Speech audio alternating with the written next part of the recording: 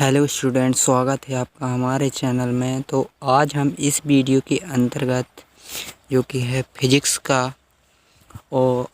का जो लेसन 1 है हमारा,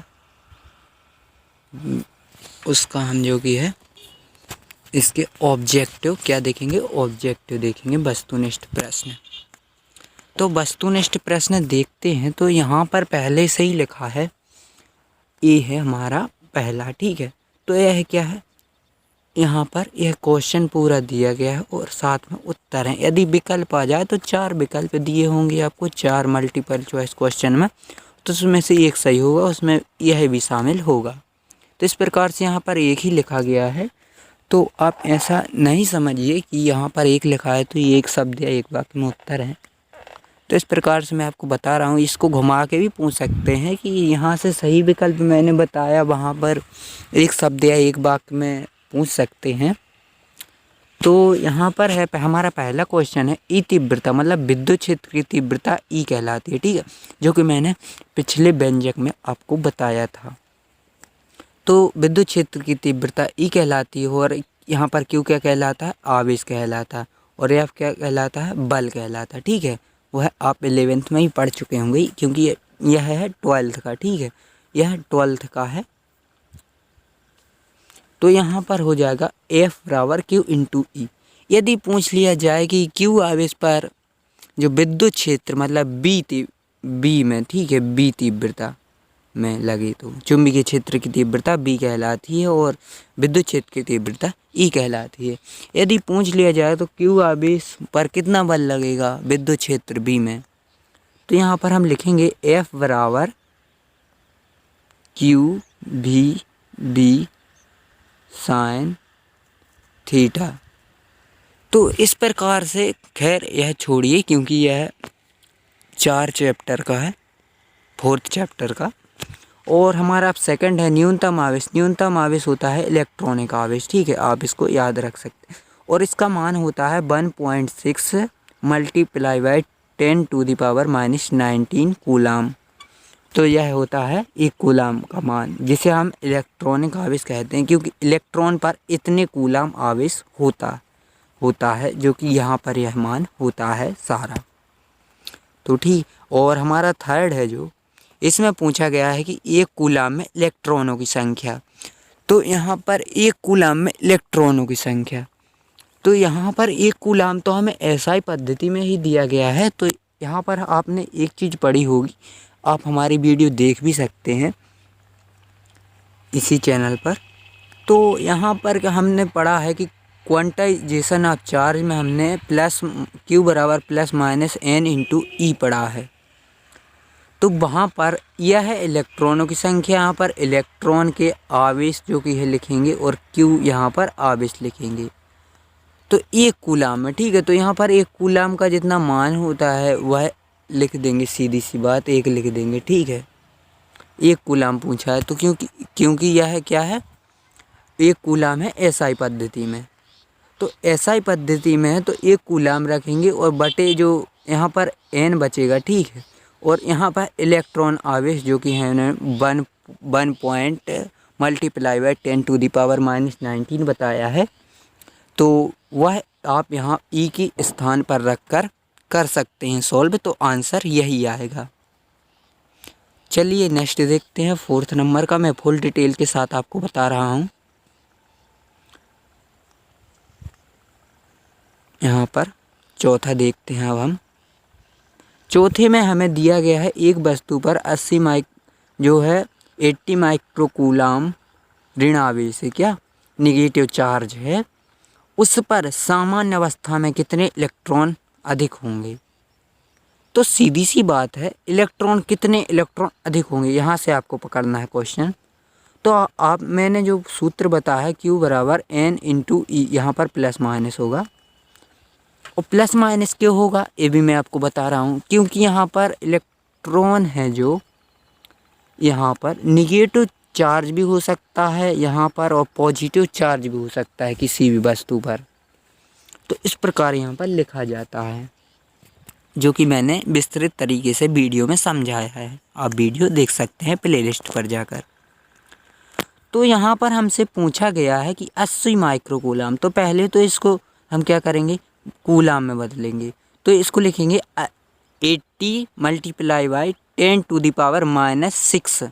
इस प्रकार से लिखेंगे क्योंकि माइक्रो का मतलब ही होता है 10 के ऊपर -6 की घात। तो हम लिखेंगे 80 गुणा, जो कि मैं इस प्रकार आपसे लिख देता हूँ, इस प्रकार से आप इसको लिख सकते हैं। इतना मान होगा तो हम क्यू की जगह पर क्या रखेंगे, इतना रख देंगे जो कि मैंने बताया, और फिर इसका बटे लगाएंगे। बटे में हमको संख्या ज्ञात करनी है, ठीक है, क्योंकि यहाँ पर पूछा गया है कि कितने इलेक्ट्रॉन ज्ञात करने। तो यहाँ पर n रहेगा, और यहाँ पर हम क्या है, इलेक्ट्रॉनिक आवेश होता है जो मैंने बताया है 1.6 और आगे, तो वह आप इसके स्थान पर रख सकते हैं, और इसके स्थान पर 80 माइक्रोकूलम जो है रख सकते हैं। परंतु इसको 80 माइक्रोकूलम को आपको कूलम में बदलना ज़रूरी होता है। तो इस प्रकार से इसका आप जो है भाग करके n का मान निकाल सकते हैं, वह इलेक्ट्रॉन की संख्या हो जाएगी। तो फिर आगे बढ़ते हुए हमारा नेक्स्ट है बिंदु आवेश Q के कारण r दूरी पर विद्युत क्षेत्र में तीव्रता, जो कि हमने तीव्रता का पिछले जो वीडियो है हमारी, आप प्ले लिस्ट पर जाकर देख सकते हो, उसमें मैंने बताया था E बराबर 1.4 पाई एप्सिलॉन0 इंटू, ठीक है, Q बटे R स्क्वायर।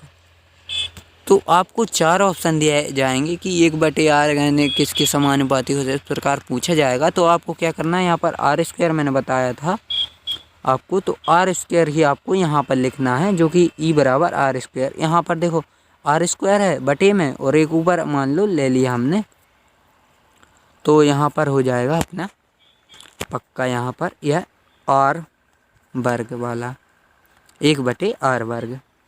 और जो है हमारा छठवा है द्विध्रुव आघूर्ण P वाले, जो द्विध्रुव आघूर्ण कहलाता है, उसका भी मैंने आपको वीडियो बना दिया है, आप प्ले लिस्ट पर जाकर देख सकते हैं। तो प्ले लिस्ट जो हमारा P द्विध्रुव आघूर्ण है, मान लो यह रखा हुआ है इस प्रकार से, यहाँ पर आवेश है, यहाँ पर इसकी दूरी 2a है, -q और +q, ठीक है। तो इस प्रकार P है जो हमारा द्विध्रुव के कारण r दूरी पर केंद्रता, और जो विद्युत क्षेत्र की तीव्रता E होती है, तो वह किसके समानुपाती होती है।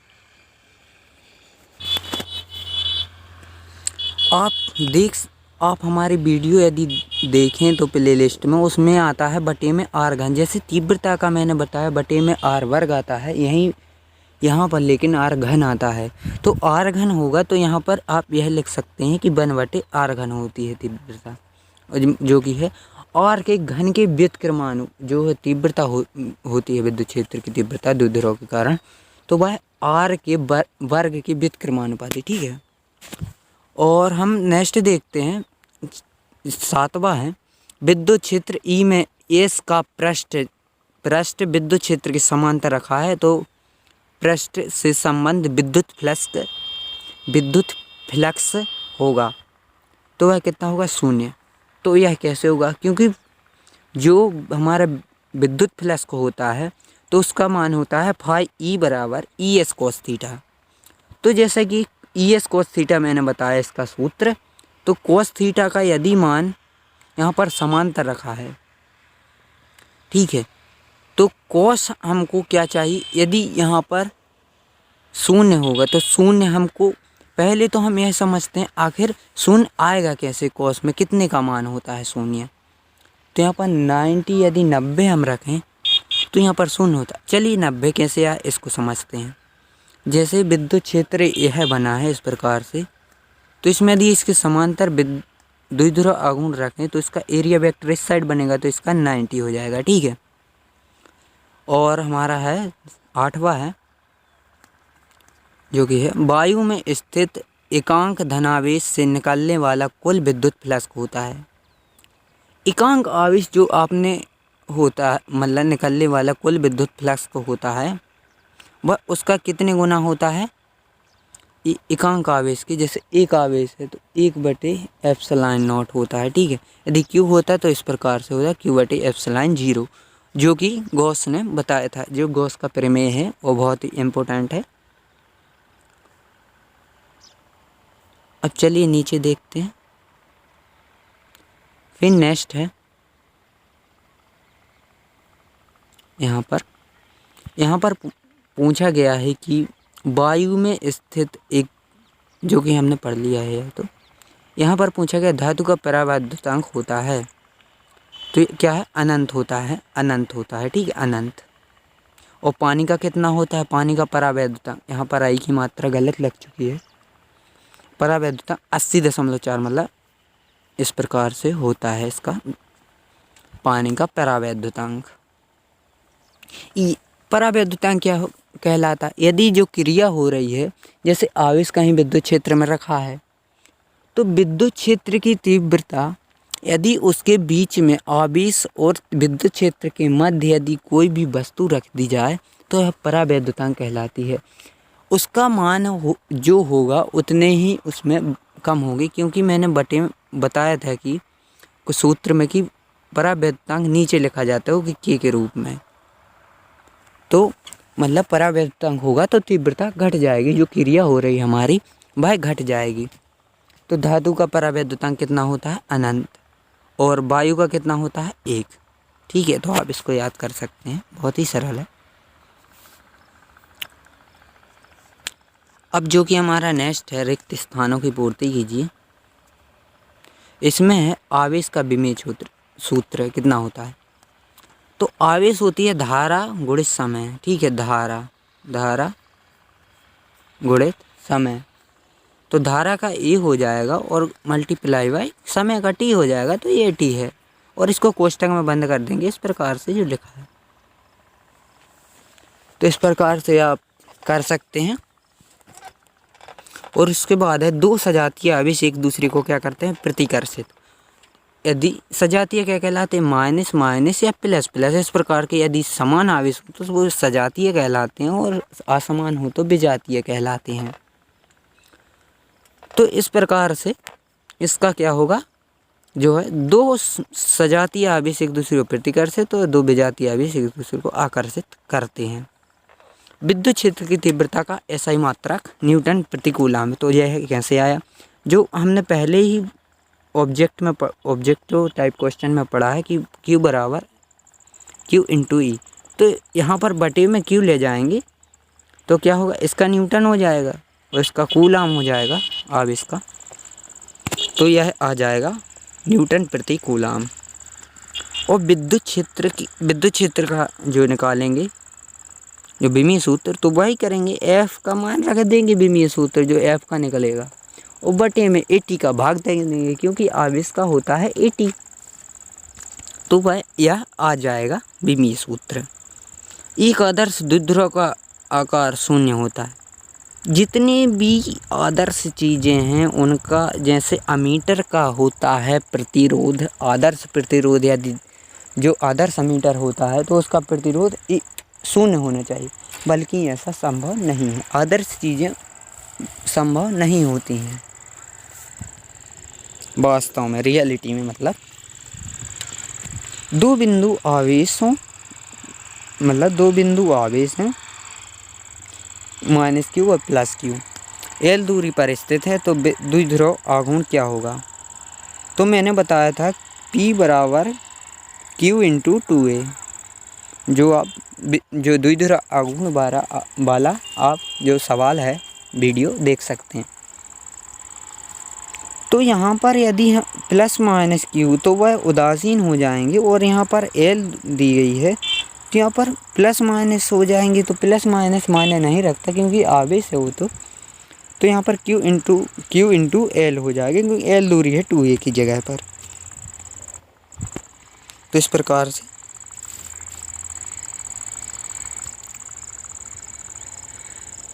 अब यहाँ पर दिया गया है हमारा, एक समान विद्युत क्षेत्र में द्विध्रुव के कारण लगने वाला अधिकतम बल आघूर्ण। अब बल आघूर्ण को आप समझते हैं, जैसे विद्युत क्षेत्र इस प्रकार से बनेगा, ठीक है,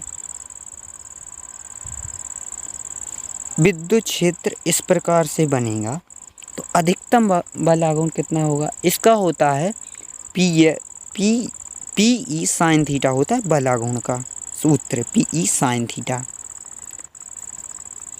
यदि साइन थीटा का मान 90 रख दिया जाए, मतलब जो है विद्युत क्षेत्र के समांतर रख दिया जाए द्विध्रुव, तो उस पर जो आघूर्ण लगेगा, ठीक है, आघूर्ण लगेगा वह बहुत अधिकतम होगा। तो यहाँ पर 90 बनेगा, तो यहाँ पर साइन 90 का मान 1 हो जाएगा, तो अधिकतम बल आघूर्ण पी ई हो जाएगा। तो इस प्रकार आप कर सकते हैं। गॉस के प्रमेय के अनुसार किसी बंद पृष्ठ से संबंध कुल विद्युत फ्लक्स उसके भीतर उपस्थित आवेशों के बीच गणितीय जो है बीजीय योग का एक अपॉन एप्सिलॉन गुना होता है। तो जो गॉस का प्रमेय होता है फाई ई बराबर, आप इसको याद कर सकते Q/ε0। तो यहाँ पर हम जैसे यदि हम इसको देखें तो हम इसको ऐसे भी लिख सकते हैं, Q लिख दें और गुणा में लिख दें 1/ε0। तो यही लिखा है कि गॉस के प्रमेय के अनुसार किसी बंद पृष्ठ से संबंध कुल विद्युत फ्लक्स उसके भीतर उपस्थित आवेश का 1/ε0 गुना होता है। और जो अब हमारा नेक्स्ट है, एक शब्द या एक वाक्य में उत्तर। तो इसको हम अच्छे से समझते हैं, क्योंकि समझना बहुत ज़रूरी है। ऐसे तो आपको यूट्यूब पर बहुत सारे चैनल हैं जो आपको ऑब्जेक्टिव टाइप क्वेश्चन बताते रहते हैं इम्पोर्टेंट। एक धातु के गोले, ठीक है, एक धातु के गोले को धन विद्युत से आवेशित किया जाता है, इस पर इसका क्या तात्पर्य है। मैंने बताया था यदि किसी वस्तु पर से इलेक्ट्रॉन लिए जाते हैं तो वह धनावेशित होती है, और यदि मतलब लिए जाते हैं या हटाए जाते हैं उस वस्तु से, यदि उसको वह ग्रहण करती है तो उस पर माइनस आवेश आता है। यही लिखा है कि धातु के गोले से इलेक्ट्रॉन जो है हटाए जाते हैं या कमाए जाते हैं, कुछ भी कह सकते हैं, लेकिन आप बहुत ही साहित्यिक भाषा में इस प्रकार से लिखेंगे। अब इसके क्वांटीकरण से क्या तात्पर्य है, इसका मैंने संपूर्ण डिटेल आपको वीडियो के अंतर्गत बताया है, प्लेलिस्ट पर जाकर देख सकते हैं। और जो मैंने सूत्र बार बार बता रहा हूँ आपको, यह बहुत ही इम्पोर्टेंट है। और मूल आवेश का मान कितना होता है, इलेक्ट्रॉनिक आवेश वही मूल आवेश कहलाता है। तो जो मैंने यहाँ पर पहले भी बता चुका हूँ वही लिखा है यहाँ पर। न्यूनतम संभव आवेश, देखो आवेश के क्वांटीकरण का आप वीडियो देख लेंगे तो यह दोनों आपसे बन जाएंगे। तो यहाँ पर न्यूनतम संभव आवेश क्या कहलाता है, सीधी सी बात, इलेक्ट्रॉन का ग्रहण करना है, इलेक्ट्रॉन को त्यागना ही आवेश कहलाता है। तो एक इलेक्ट्रॉन का आवेश इतना होता है तो वह सीधा एक ही इलेक्ट्रॉन, 2 इलेक्ट्रॉन, 3 इलेक्ट्रॉन इस प्रकार त्यागेगा या ग्रहण करेगा, परंतु वह 1.5 इलेक्ट्रॉन, अपन कह सकते हैं कि 1.5 इलेक्ट्रॉन, मतलब 1.5, सीधी सी बात जो देसी भाषा होती, इस प्रकार नहीं त्यागेगा। क्योंकि यहाँ पर आप देख सकते हैं कि n का मान कितना होता है, 0, 1, 2, 3 इस प्रकार से इन्फिनिटी तक बढ़ता जाता है।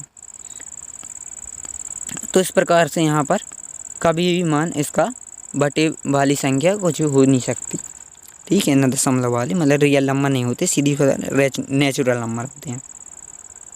तो संभव आवेश कितना है, इतना। और आवेश का ऐसा ही मात्रक जो कि मैंने पहले भी बता दिया है कि गुलाम है। और जो मैं अब यहाँ पर सही जोड़ी में देखो, आवेश का क्वांटीकरण जो कि मैं बार बार बता रहा हूँ, वो द्विध्रुव आघूर्ण Q/2a मैंने बता दिया है आपको। और यदि आप इसकी वीडियो देख लेंगे तो बहुत अच्छी समझ में आ जाएगी। और बिंदु आवेश के कारण विद्युत क्षेत्र की तीव्रता, तो विद्युत क्षेत्र की तीव्रता का फार्मूला मैंने अभी बताया था पिछली बार, थोड़ी देर पहले।